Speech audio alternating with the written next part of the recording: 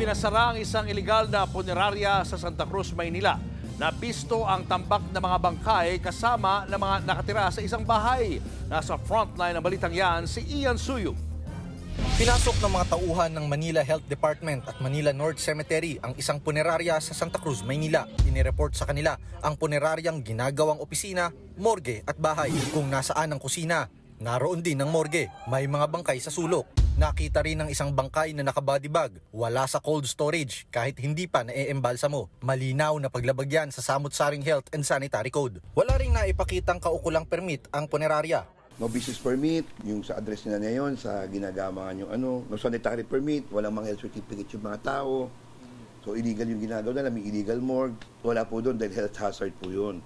Napag-alaman ding hanggang 100,000 pesos ang sinisingil ng punerarya at hindi marerelease sa pamilya ang bangkay hanggat hindi pa fully paid. Agad ipinasara ang punerarya na Body and Light Funeral Services.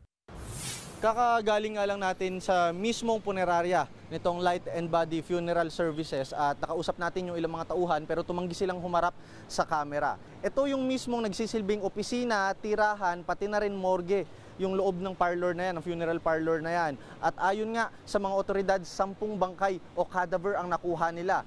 Ayon sa isang residente, 2022 pa lang ay napapansin na nila ang masangsang na amoy mula sa punerarya. Naamoy namin pero syempre hindi naman namin alam yung amoy ng mga ganun. So wala kami idea. Ang alam namin before, nagme-make up lang ganun. Kinuha ng Manila North Cemetery ang 10 bangkay at inilipat sa ibang punerarya. Sasagutin ng Manila LGU ang pagpapalibing sa mga hindi nakukuhang bangkay. Paiigtingin din ng Manila City Health Department ang inspeksyon sa mga punerarya sa lungsod. Nagbabalita mula sa frontline, Ian Suyo, News 5. Mga kapatid, Julius Babaw po.